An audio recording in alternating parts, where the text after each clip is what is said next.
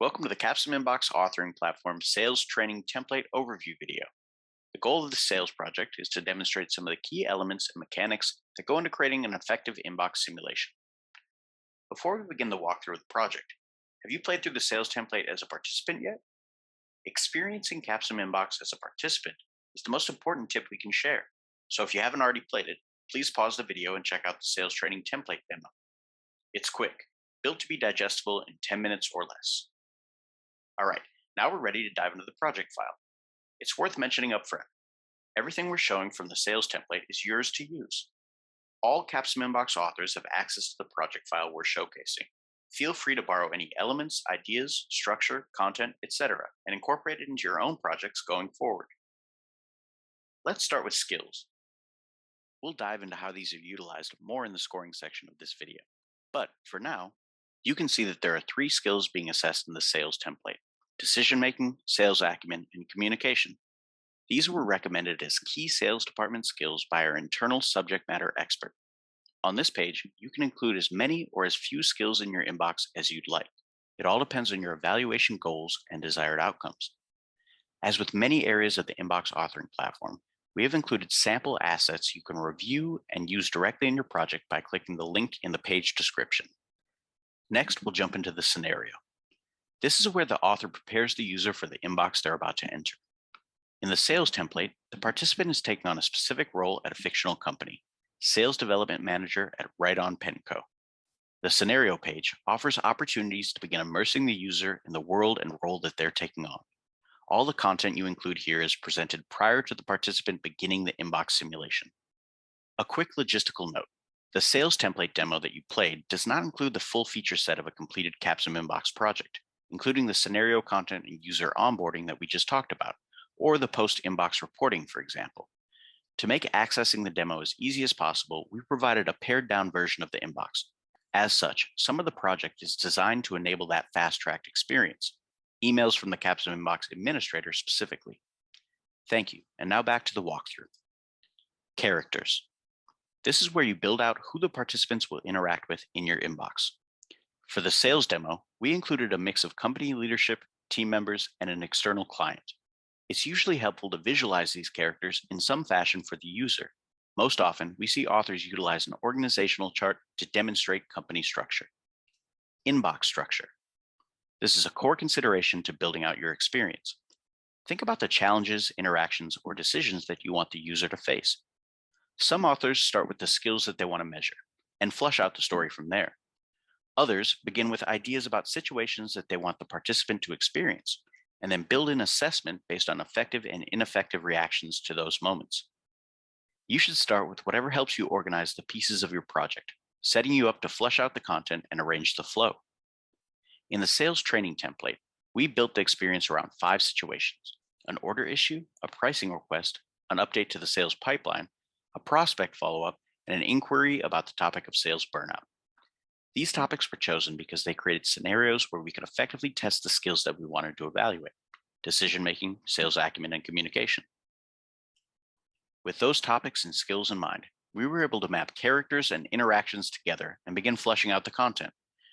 Many authors find it helpful to do some preliminary site mapping or outlining of their inbox prior to focusing on the content. The outline view report can help you verify if you've created your intended structure once you've begun to build out your inbox. Supplemental materials. The sales template utilizes a variety of materials to build engagement and an immersive experience. These can be added as attachments, embedded as links, or shared in the Drive folders. A great example can be found in the order issue thread, where the customer shares an invoice for context on a pricing issue. As the user, you have to review the invoice as part of your investigation before making a decision on how you want to respond.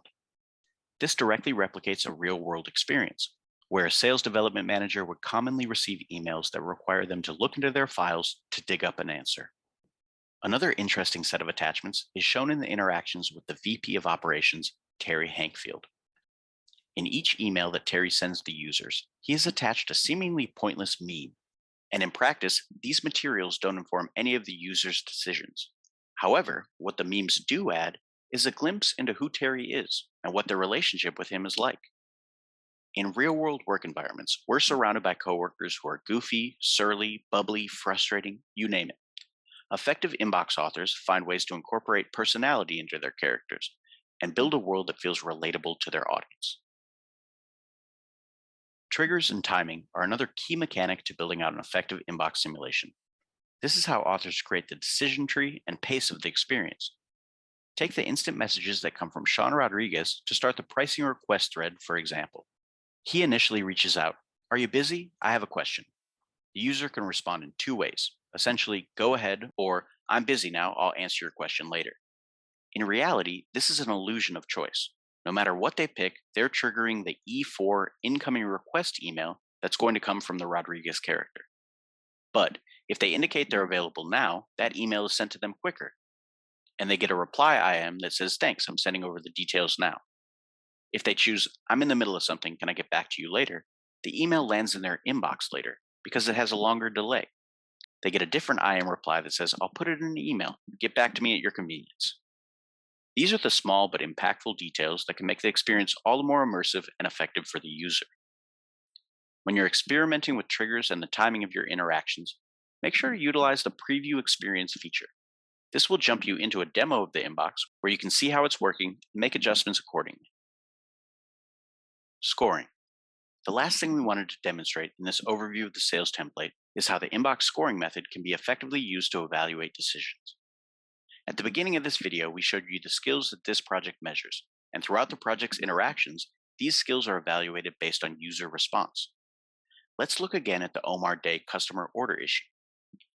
This example represents a key element of effective inbox scoring, that many of the decisions made in a work environment do not have outcomes that are simply right or wrong. Actions have varying degrees of effectiveness, and many decisions have both positive and negative outcomes. In the first response, you're not effectively limiting the risk of customer frustration, earning a negative communication point. By choosing this, you're making the decision to investigate further, but not taking ownership of the problem, which is a neutral decision making stance. The second response, by taking responsibility, you'll limit the customer's frustration, earning a communication point. But you don't know all the details at this point, so your decision making score with this choice takes a hit. The best response of the three is the last one.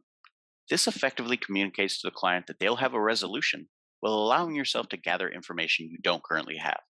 That's why this response earns the user positive points in communication and decision making. As you navigate the project, we encourage you to look at other scoring examples and reference the content in the participant feedback area for more info on the scoring approach that's demonstrated. Thank you for watching our walkthrough video of the sales training template. We encourage you to play around with the project and explore how it's set up. As we mentioned at the beginning, feel free to reference, borrow, or customize any of the content we provided. As an inbox author, it's yours to use how you like.